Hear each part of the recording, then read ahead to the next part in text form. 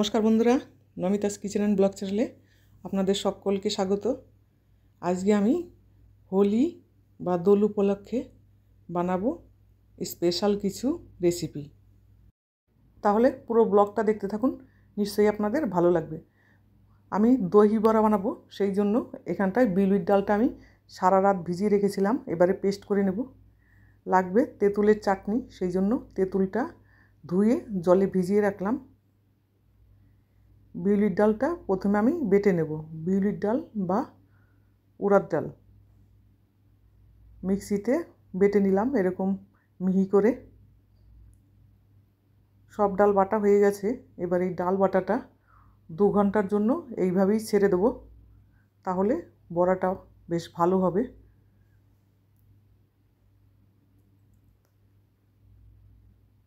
ডাল বাটাটা এইভাবে থাক। প্রথমে আমি তেঁতুলের চাটনিটা বানাবো, সেই জন্য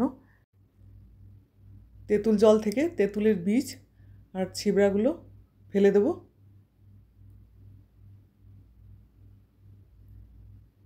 ছাঁকনির সাহায্যে ছেঁকে নিতে হবে, নয়তো কোনো কিছু থেকে যেতে পারে।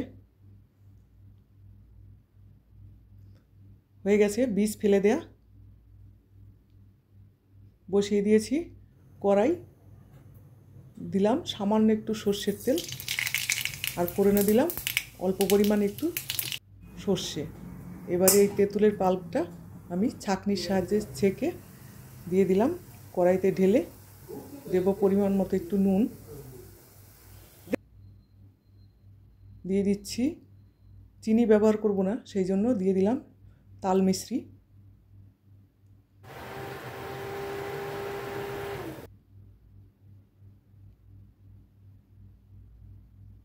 আর দেব সামান্য একটু লাল লঙ্কা পাউডার। টক মিষ্টি ঝাল ব্যাপারটা আসবে এই তেঁতুলের চাটনিটাতে, তবেই খেতে ভালো লাগবে। তেঁতুলের চাটনি বানানো হয়ে গেছে, এবারে নামিয়ে নেব। ঠান্ডা হলে আর একটু গাঢ় হয়ে যাবে। বসিয়েছি গরম জল, এবারে এর মধ্যে দেব পরিমাণ মতো একটু নুন। গরম জলটা ডালের বড়া বানাতে লাগবে। 2 ঘন্টা বাদ ডালটা দেখো অনেকটাই ফুলে গেছে ডাল বাটা। চলো এবারে বড়াগুলো বানিয়ে ফেলি। বসিয়ে দিলাম একটা লোহার কড়াই। লোহার কড়াইতেই বড়াগুলো বেশ ভালো হবে বানাতে। বেশি বড় বানাবো না, ছোটো ছোটো করেই ডাল বড়া বানাবো। জল গরমটাও হয়ে গেছে, এক সাইডে হয়ে গেছে। এবারে উল্টে দিচ্ছি, একটার সাথে আর একটা যেন না লেগে যায় সেটাও ধ্যান দিতে হবে। হয়ে গেছে বড়া ভেজে নেওয়া। এইভাবেই উল্টে পাল্টে ভাজতে হবে। এবারে বড়াগুলো সিধা দিয়ে দেব নুন জল করে রাখা গরম জলে। 2 মিনিটের জন্য এইভাবেই ভিজিয়ে রাখবো। ডাল বড়া বানানোর সময় আমি নুন বা কোনো কিছুই ব্যবহার করিনি। 2 মিনিট বাদে হালকা হাতে জলটা চিপে তুলে নেব। ভীষণ গরম, হাত দিয়ে তোলা যাচ্ছে না। চামচ দিয়েই জলটা চিপে চিপে তুলে নেব। হালকা হাতে তুলতে হবে, নয়তো ভেঙে যাওয়ার চান্স থাকে, কারণ এই সময় বড়াগুলো খুবই নরম থাকে।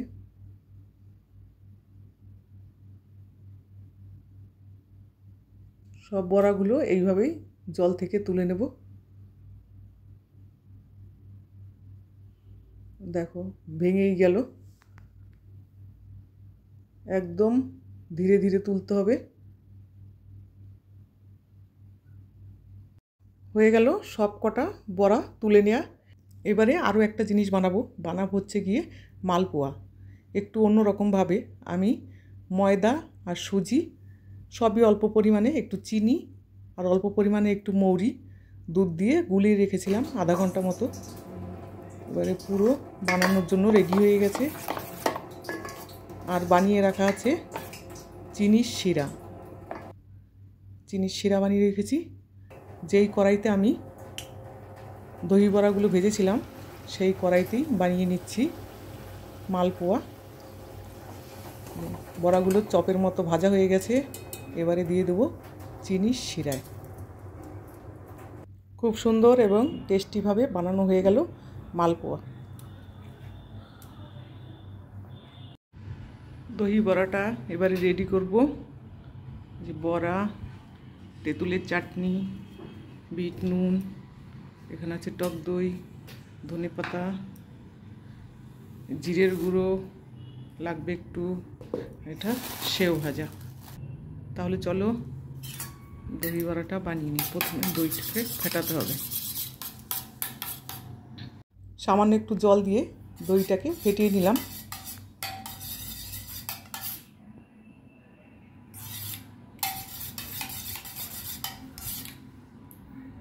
একসঙ্গে অনেক কটা বড়া নিয়ে নিলাম একটা ছোট্ট থালার মধ্যে। প্রথমে দিয়ে দিচ্ছি ফেটানো টক দই।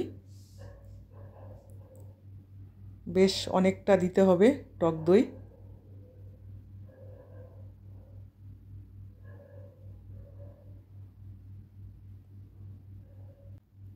এইভাবে বানিয়ে রেখে 10 মিনিট বাদে খেলে পুরো জিনিসটা এই দই বড়ার মধ্যে ঢুকবে, তবেই খেতে ভালো লাগবে।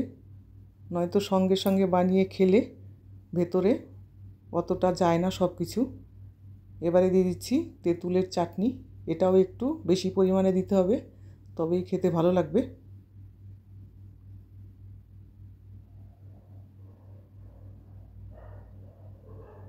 বেশ একটা জিভে জল আনা মতো এবং টেস্টি একটা রেসিপি।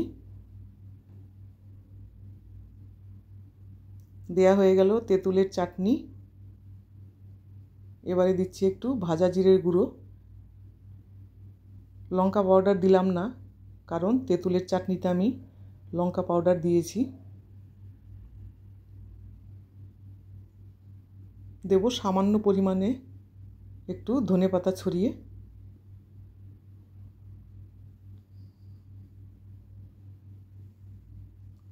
ধনেপাতাটা দিলে খেতে বেশ ভালো লাগে।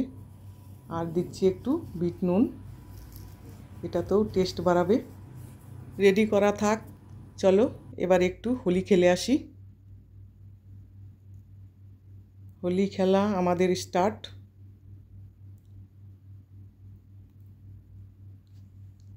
এখানটায় হোলি খেলে তারপরে রেডি হয়ে যাব হচ্ছে নিচে। হোলি খেলা হয়ে গেল, এবারে দই বড়া খাবার পালা। होली का स्पेशल खाना।